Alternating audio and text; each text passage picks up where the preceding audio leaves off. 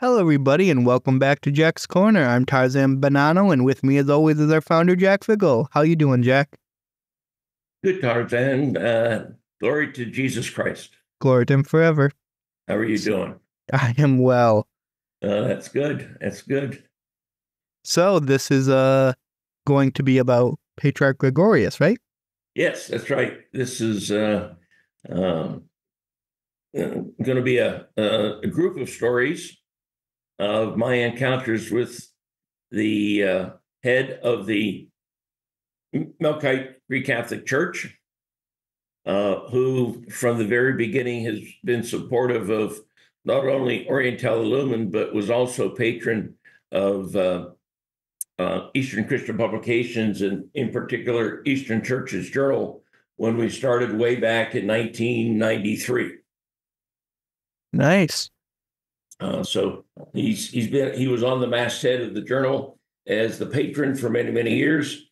And in fact, I met his predecessor, Patriarch Maximus V in Rome, just as we started the Eastern Church's Journal.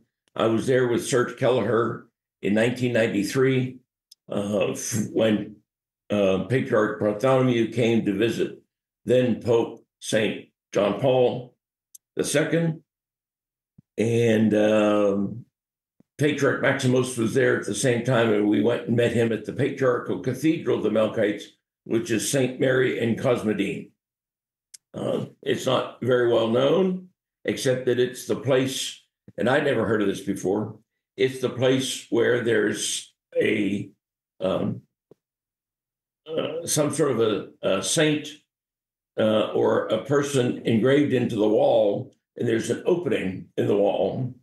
And the story goes, when you put your hand into the opening, if you're telling the truth, you get to pull it back out. But if you're telling a lie, your hand gets cut off. Well then, That's where the Melkite Patriarchate Church is in Rome, is where you get your hand cut off if you tell a lie. And I was there on one occasion with Archbishop Vsevolod of blessed memory, where in his cassock he put his hand in, but then when he pulled it out, he sort of inched his sleeve up so that when he pulled his arm out, it looked like his hand had been cut off. my goodness. Also, it kind of sounds like a trap from Indiana Jones. Yeah. Oh, yeah, Like, exactly. you cannot pass unless you tell the truth at That's right. this crossroad. Yeah, that would be a perfect connection. Absolutely. So, Patriarch Gregorios is now Patriarch Emeritus. He's retired. So he's in his 90s, I believe. And we start up Oriental Lumen with his patronage from the very beginning in 1997. And by about the sixth conference, we had built up a bit of a reputation. And so I invited him to Washington to come and be a speaker. And lo and behold, he accepted and traveled all the way from Beirut to Washington. We were scrambling around to put him in much nicer accommodations than the dorm rooms that we were using at the time. And I was able to convince the powers that be at Catholic University that he was equivalent to a cardinal coming to visit. And so they opened up the special president's suite that was a big, large residence over top of the dean's office in Caldwell Hall that they reserved for only the highest level VIPs, cardinal and above. And he qualified. So Being a patriarch, of course he would. yeah, well, the Catholic University folks were very, very Roman and did not understand much about the Eastern titles and that sort of thing. But eventually I convinced them that they needed to pay attention to this patriarch who was coming to visit. Yeah. He arrived in the local Melkite parish, rented a limousine for him to drive around because he spent several days and did a couple of pastoral visits. And so it was kind of nice that they were supporting his visit. and it was all about the topic that year was the Eastern Catholic churches as a window for East-West dialogue, and how the Eastern Catholics could play a role in the dialogue for unity that was going on between Roman Catholics and Eastern Orthodox. I remember him coming and greeting him with his limo and entourage of a couple of priests from the local parish, and he came, and we had a really, really good turnout. We had I think that was about 150 people signed up for the conference that we were taking care of, and so it was a big affair. It was our largest conference ever, and I hope to think that his presence was part of the attraction of people wanting to come and meet him and have the chance to talk to him face to face. Because of our agenda, unfortunately, we did not have time to have any events at the local Melkite parish, but the Melkite parish came into Washington and they put on a spread for one of the evening receptions. And that was the evening that we scheduled his beatitude to give his lecture, his talk. And because we had such a large crowd and we were expecting a lot from the parish to come to hear his lecture, we moved the venue for that particular lecture into the crypt church of the Basilica. So we had lots of room for lots of people rather than the lecture hall that we were using at the university. And it was a good thing because there were probably another 150 or 200 people on top of the conference attendees who showed up. And the crypt church was absolutely full, standing room only just about. So there were some 300 to 400 people at his lecture. His lecture he titled, "I am Orthodox in communion with the Bishop of Rome." That was his theme. And he went down through the list of all the issues and discrepancies and problems, and he identified what the solution was in his mind and how the Eastern Catholics could play a very significant role in that, because, as his title suggests, he felt that he was completely Orthodox and just had a plus, as he put it. He was an Orthodox patriarch, plus he was in communion with the Bishop of Rome. It also struck me that visit that we were in the crypt church, and before his talk, we had Vespers, and the local Melkite parish priest and deacons came, and we sang in Melkite melodies. So we had Vespers in the crypt church. And at Vespers, not only was the patriarch there, but because he was there, we had two Orthodox archbishops. The papal nuncio, Cardinal Keeler from Baltimore, came.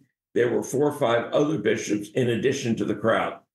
So there were quite a few hierarchs that had come for Vespers, and then his talk was given after Vespers that evening.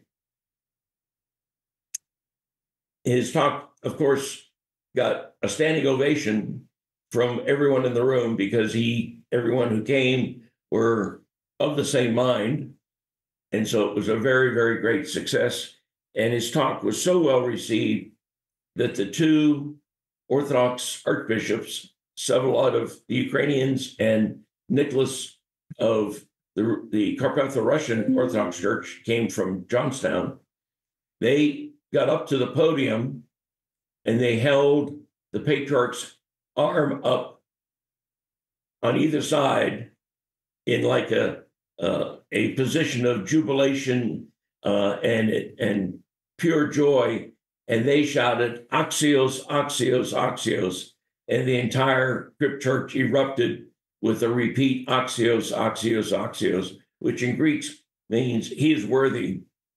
And that's the acclamation that a new bishop or a new priest is given after his ordination. So they were standing up, and with arms raised, it was like what you see when 3 team members win bronze, silver, and gold at an Olympics. They all put their arms in and clasp their hands together as a celebration of their country. It brought tears to my eyes, frankly. It was that joyous. And then we all went over to Caldwell Auditorium, all 400 or 500 people, and the parish put on quite a spread of Arabic food. It was really great. Yeah, so sounds like a fun time. The first momentous meeting with Patriarch Gregorios, and that would have been the year 2002 for Oriental Lumen number 6. The next meeting I had with him was in 2004, just a couple of years later, when we invited him to be a speaker again at the Euro East number 1 conference that we held in Constantinople. And it was another special occasion because not only was he there, but when Patriarch Bartholomew came to hear Father Taft's talk at the hotel, we put them in chairs next to each other up in the front of the audience. And Bartholomew and Gregorios, I don't know if they met before, but certainly they knew of each other. And they were very friendly. And later in the week, Patriarch Gregorios paid an official visit to Patriarch Bartholomew with a couple of bishops that came with him. And they were received with full honors as a patriarchal group. So here was Patriarch Bartholomew recognizing Gregorios as a brother patriarch. So it was really gratifying to see the Orthodox there in Istanbul receiving Gregorios in that way. Of course, I don't know what they talked about at their meeting. We were having other events going on when that took place, but it was a great feeling that I was able to bring Gregorios to Istanbul and to set up the meeting of him with Bartholomew, and to sort of be the go-between for that event to happen. Yeah. That was Euro East number 2 in 2004. In 2006, our 10th conference in Washington, we invited again the Patriarch to come, and he did. And that was the same week that the Archbishop of Washington was changing hands from then Cardinal McCarrick to Cardinal Wuerl. I didn't know anything about the issues with Cardinal McCarrick at the time, so we invited him. And even with all the things going on with Cardinal Wuerl's enthronement as the new Archbishop of Washington, McCarrick came to the opening session and he sat and listened to the entirety of Patriarch Gregorios' talk, which I thought was a very special recognition of the office of the Patriarch. And then afterwards, of course, Cardinal McCarrick, we invited him to say a few words to the group, welcoming everyone. And our theme that year was a phrase that I thought of on my way back from the first OL conference in Australia that I attended the year before, when I realized that I was born in 1954, and should I live to be 100, that would be 2054, which would be the 1,000th anniversary of the split of 1054. So I came up with a topic of church unity before 2054 ? Yeah. And all the speakers had different perspective on that. But Metropolitan Kallistos at the time, his talk simply said, we cannot predict when unity will occur. It will be up to the Holy Spirit, and therefore we can't rush things, but we should not be just patient about it. We have to have a patient impatience, or be impatient patient. So Impatient patiently. yes, that's right. He did patient and impatient in reverse order twice to describe that we had to hurry up, but we couldn't do it any faster than the Holy Spirit wanted. Hurry And up and wait. exactly. My argument was, well, if we need to hurry up, that's up to us to do. So let's get to it. Right? Yeah. So the next time I met Patriarch Gregorios, it was a busy year in 2008. We had a visit planned to go to Rome for the year of St. Paul, but it was also the year that I was preparing for Euro East #2, and that was also the year that I went to Eastern Europe for Pascha on the old calendar, to Uzhhorod in particular. And so I made one big whirlwind trip to Uzhhorod for Pascha. Then I went to Istanbul and met with Bartholomew, which I've talked about in the previous session. And then from there, I flew down to Beirut from Istanbul to meet with Patriarch Gregorios, and then go with him and his group to Rome to celebrate the year of St. Paul. When I got to Beirut, I was looking for, the sign that said Mr. Figel or Jack Figel or something to get, a car that was supposed to meet me there, because all I had was the Patriarch's cell phone number and no other information about where I was going, what I was doing, even where I was staying. All I knew was they were going to meet me. Well, unfortunately, when they read the fax, we didn't have as good an email back in those days. They misread or missed the fact that the fax said I was arriving at 3:00 a.m. They thought it was 3:00 p.m. So you had delay for a while. Well, I couldn't see myself waiting in the airport all that long. So after an hour's wait, I decided, well, I'm just going to go get myself a hotel room in the city and get in touch with them in the morning. I'm not going to call the Patriarch on his cell phone at 3 a.m. So I went out to the taxi line, got in a taxi, and on my way, of course, there were a dozen or so private taxi drivers trying to get me to go with them instead of going with the commercial taxi. And of course, in a city like Beirut, you don't want to do that because you may never come out, or they'll drop you off in some neighborhood that you want to be in either. So I took a regular taxi, and even the taxi driver, tried to convince me to go to some other hotel. And I decided for safety purposes that I would go to the Hilton Hotel down at the wharf, because it looked like it was the most Western hotel around. It was the one with big posters up on the walls in the airport. So I thought, all right, that's got to be a good safe house for a Western to stay. So I went down, and I was right, because the hotel had all these concrete pillars all the way around. The taxi driver had to go through 2 security gates to get in, just to get to the front door to drop me off.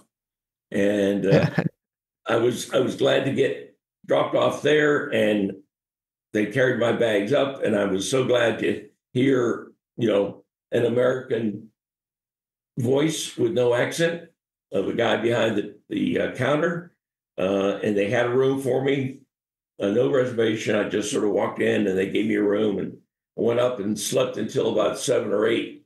And then I called the patriarchal number I had and was told, oh, the Patriarch's still in Damascus. He'll be here this evening. We thought you were arriving this afternoon. That's what happened. So he was coming in that afternoon, and I said, well, I have to get laundry done. I'll just stay here a second night and, have somebody come get me in the morning. So that was the arrangement.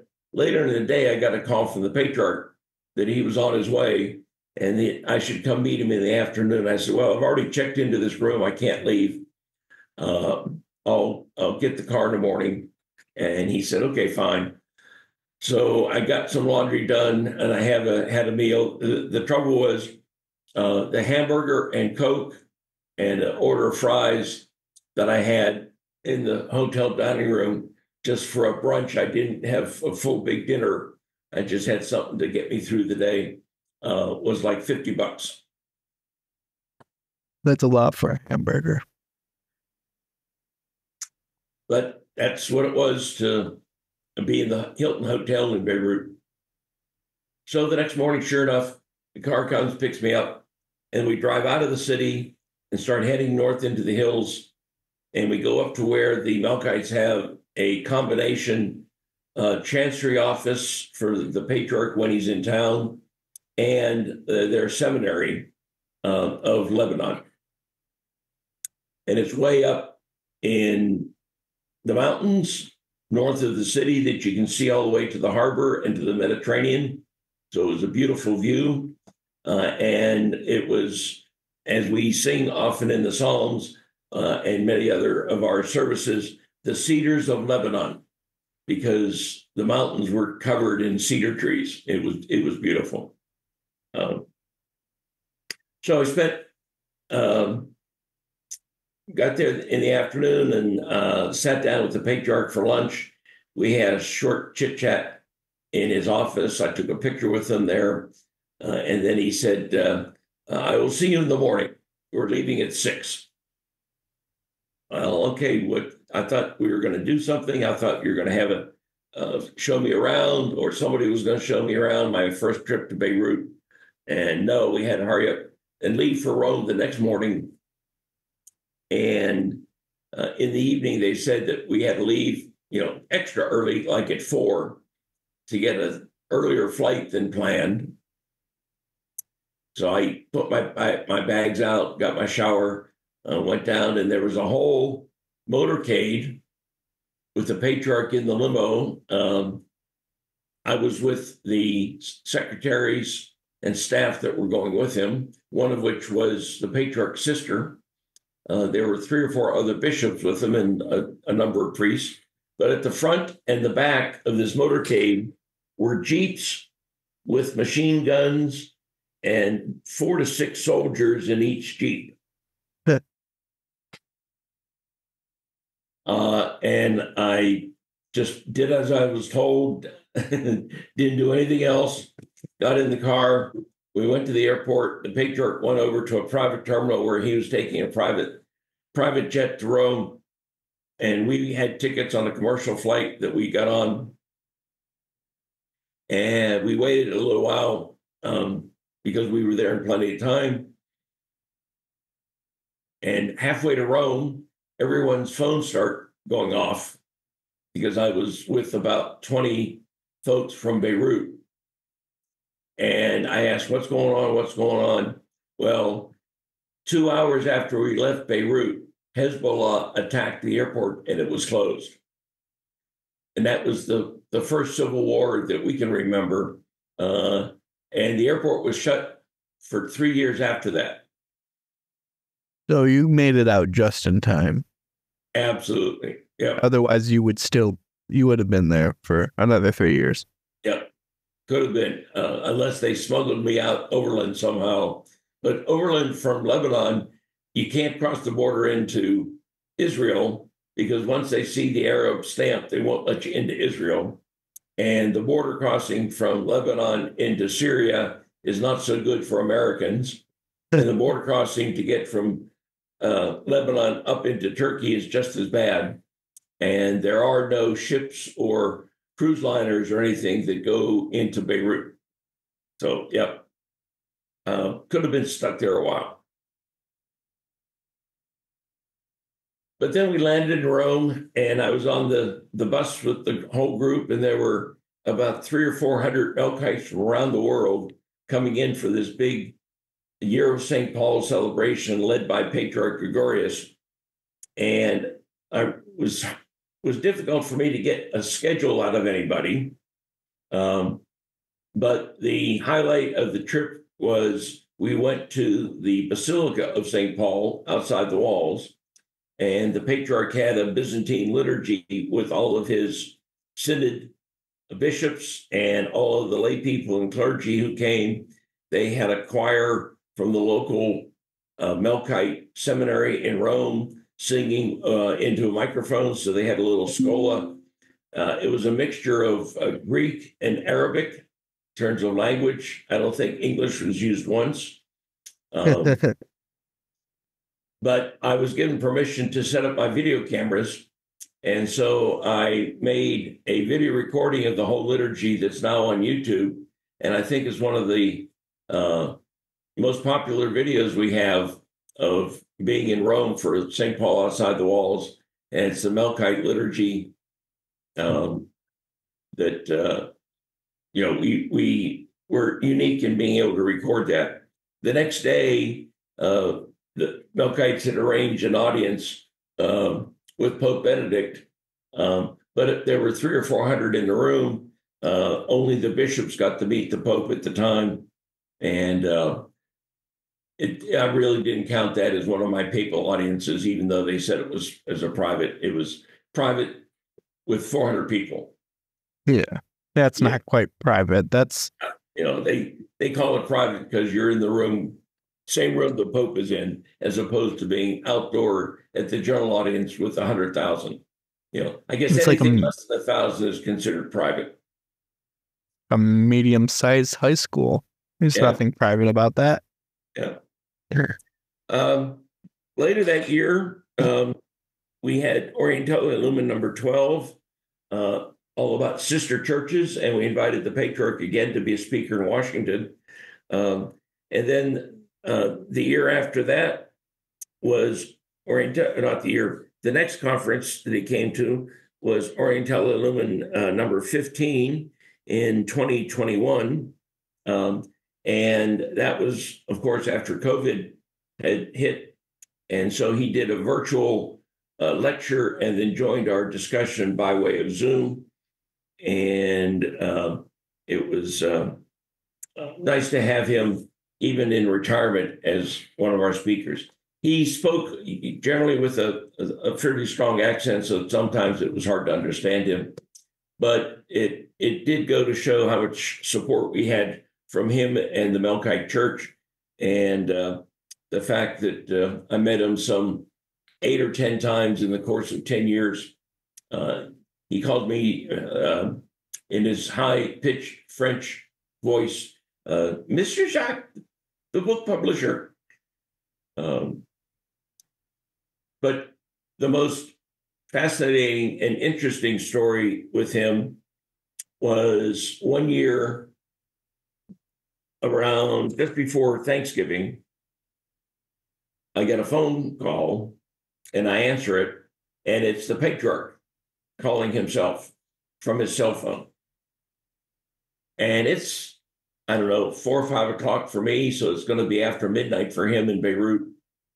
And he says he's coming to Montreal later that week to check up on the status of the construction of their new Melkite Cathedral in Montreal. And he asks and invites me to come and join him for dinner. And I said to him, well, it's Thanksgiving week, which of course they don't have in Beirut or Canada. And I said, I'm not sure I can get a flight. It's a bit short notice. He said, oh, yes, but you come, we will have dinner and we will talk. And here's the number for the bishop in Montreal. And there will be a guest room for you there. So come and have dinner with me. So, okay, I got off the phone. I checked online, was able to get a flight out the day he was arriving, then to have dinner with him, and then come back sort of midday the next day. And then it would be Thanksgiving, and Thanksgiving morning, I was leaving for Rome with Archbishop Sevlot to meet the Pope. So this was all happening pretty fast. I called him back and said, yes, I found the flight. And he said, good, good, good. I will see you in Montreal. Okay. So I bought the ticket, round trip to Montreal, up and back just overnight. Didn't need to take much of a bag, just a little suitcase with a change of clothes and toiletries. And so I fly into Montreal from Washington. And the way, of course, the Canadians operate is they allow the U.S. to have their border and customs agents in Canada so that flights can come from there to anywhere in the States. And so when I landed, I went through, border and customs to leave. And then I came to border and customs for within Canada. And they asked me, why are you here? Is it business or pleasure? And I said, a little bit of both. And then they said, well, how long are you here? I said, overnight. And, oh, what's the purpose of your visit? And I mistakenly said, now this is 2008, right? A few years after 9/11, still in everyone's memory. I said, I'm here to have dinner with the patriarch from Beirut. Well, as soon as I said the word Beirut, the flashing lights went off. And then she started asking me all sorts of more questions, wanted to see my ticket receipt for the return trip, making sure I wasn't trying to smuggle something in or doing something nasty. So then when she finally stamped my passport and let me in, I said, I've been coming to Canada all my life. I've traveled the world, and this is the first time in 60 years that I've been stopped at Customs and Border Patrol. And she said, well, sir, you used one of the hot warning words of that you were meeting someone, and I don't know what patriarch means, that you're meeting someone from Beirut. So that's what triggered it all off. I then waited out at baggage claim, and the priest and the bishop there in Canada were there to greet us. And I met them, and we waited for the patriarch who arrived. We then went and looked at the cathedral plans and the property. Then we went out for dinner. And dinner was just the local bishop, the patriarch, and myself. The driver that was driving us around was over at a separate table. He wasn't even invited to join our table. It was just the three of us. So it felt kind of special. And we talked a while, and I told him it was just our 10th anniversary. And so I said, I brought my camera with me. He says, oh, good, good. I will give you a 10th anniversary 1 year late tomorrow morning. So this is a year after the 10th. But at least I got something, recorded with him. So we come back and we go into the bishop's residence, which is a big neighborhood house, where you have a large first floor and 2 or 3, 4 bedrooms upstairs. So they showed me to my guest room, and I started unpacking my bag, and someone knocks at my door, and I said, who is it? And the voice on the other side said, it's the patriarch. I said, oh, yes, your beatitude. So I opened the door, and there is Patriarch Gregorios with bath towels giving me for my shower in the morning. So he himself brought me these towels, and he's standing there in blue and white striped pajamas. Yes. So it was quite a sight to see the patriarch himself in that sort of a costume and giving me towels to get a shower. So those are the climax of my encounters with Bartholomew over the years. Yeah, Gregorios. Yeah, with Gregorios. And he has been a very strong supporter and become a good friend. I've now become his English book publisher, and I've now published about 7 or 8 books that he wrote. These that for the English language market. Jack the book publisher. Yep, that's me. All right. Well, I think, for my sake, I think I would have just said, I'm here to meet the patriarch of the Melkite Church. I don't know if the Melkite would set off any red flags, but at least they would hear the word church. Yeah, right. Yeah, I just didn't think anything of it and didn't realize the environment I was in, and I probably should have. Just as a footnote to this session, I'd like to tell our audience that Eastern Christian Publications received some very exciting awards in the last week. And that is the Catholic Media Association, which is all of the major book publishers in the country that are oriented towards the Catholic market. There's about 100. They have a book awards contest every year in 25 different categories. They gave out 3 prizes, third, second, and first place. Out of 500 submissions, Eastern Christian Publications won 8 of those 500, and we were one of 96 publishers who won something. Or in other words, 96 publishers submitted something, and we were one of them. So, and I'm guessing we were the only Eastern publisher there was. And one of our books, the book about our pilgrimage to the Holy Land that was written by the teenager last summer, won 4 awards in 4 different categories. Wow. Didn't she submit that for, what's it called? She submitted it for her high school thing, right? Right. No, Okay. college. It was her College. She submitted English it for class. college. That's right. How about that? Your college essay winning awards for a book. A national book award. So I happened to see her last weekend at the ordination, at an ordination of a priest in Pittsburgh, and she was just elated to hear that she won second place, and then third place in that same category, and it was the category of ecumenism where she won second place. My book, that was a tribute to Callistus, won third place. So not only did I have a book that won 4 different awards, I won, Eastern Christian Publications won 2 awards in one category when there's only 3 given out. Yeah. Sorry, I just thought something would be funny. I know they haven't published the new papal document for papal supremacy with ecumenism as a book yet, but it would have been funny if they had, and she placed in front of that. Yeah. Like, the Pope, third place. She, second place. Like, that would have been funny. Yep. So now, that was the first time I ever submitted anything for this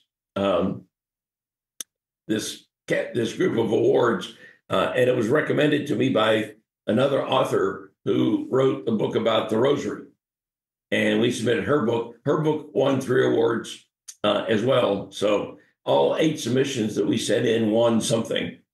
And if we had won something and there were only 4 submissions, it wouldn't be much of a deal. But given that we won 8 out of 500, I think it was a pretty good deal. Yeah, I would say so too. So now I've got to think, because it's an annual thing and it only covers the books published in that calendar year, I'm now going to have to think of, all right, in the different categories they offer, which one of my books do I want to submit for next year? Because it seems like they like the stuff I produce. Yeah. Then you can publish the book, like do another printing with the award on your book cover. And Yep. Well, and then, of course, put the books on the website saying, CMA Book Awards. Yeah. Well. All right. So I think we can cap off this meeting series. Yep. All right. Well, thank you all for coming to this episode. Thank you, Jack, for telling us these stories. And we'll see you next time. God bless. Bye-bye.